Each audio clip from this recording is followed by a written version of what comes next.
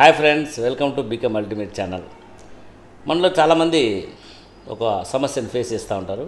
అదేంటంటే ఎవరైనా మనల్ని పొగిడితే ఆ పొగడ్తలు గుబ్బిపోయి పనులు చేసి పెడతా ఉంటాం.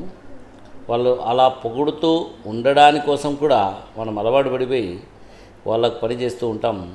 వాళ్ళు కూడా అదొక టెక్నిక్ నేర్చుకొని మనల్ని పొగుడుతూ మనతో రకరకాల పనులు చేయించుకుంటుంటారు. వాళ్ళు రిలాక్స్ అవుతుంటారు, మనం కష్టపడుతూ ఉంటాం.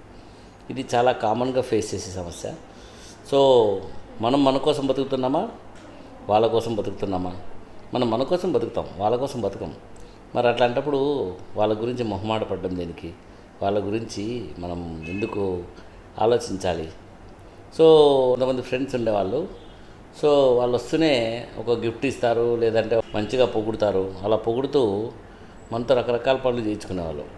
మెల్లమెల్లగా ఏంది నేను వాళ్ళ కోసం ఇంత కష్టపడతానా, నాకు అవసరం ఏముంది వాళ్ళ కోసం కష్టపడేదని తెలుసుకునేసరికి చాలా టైం పట్టింది.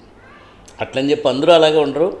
సో కొంతమంది మన మంచి కోసమే కష్టపడుతూ ఉంటారు. కొంతమంది మనం చెప్పకపోయినా వాళ్ళు మన కోసం హెల్ప్ చేస్తూ ఉంటారు, మనల్ని బాగా చూసుకుంటారు. అట్లాంటి వాళ్ళని మనం చాలా జాగ్రత్తగా చూసుకోవాలి. స్వార్థంతో మనల్ని పొగుడుతూ మనల్ని అంటే ఏంటి పాజిటివ్గా మోటివేట్ చేస్తూ వాళ్ళ పనులు మాత్రమే చేయడానికి వాళ్ళు మోటివేట్ చేస్తుంటారు. ఇట్లాంటి వాళ్ళతో చాలా జాగ్రత్త.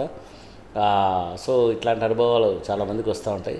సో ఎవరు మిమ్మల్ని ప్రేమగా పొగుడుతూ నీ పనికి నిన్ను మోటివేట్ చేస్తున్నారు, ఎవరు స్వార్థంతో నిన్ను పొగుడుతూ వాళ్ళ పనికి నిన్ను వాడుకుంటున్నారు, ఇది తెలుసుకోకపోతే మన లైఫ్లో చాలా కోల్పోతామండి.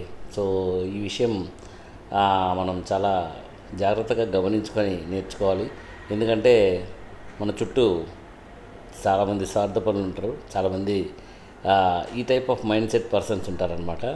సో బీ కేర్ఫుల్ అండ్ అట్లాంటి వాళ్ళతో కేర్ఫుల్గా ఉంటూ లైఫ్లో మీకోసం మీరు కష్టపడడం, మన కోసం మనం కష్టపడడం నేర్చుకోవాలి. ఓకే.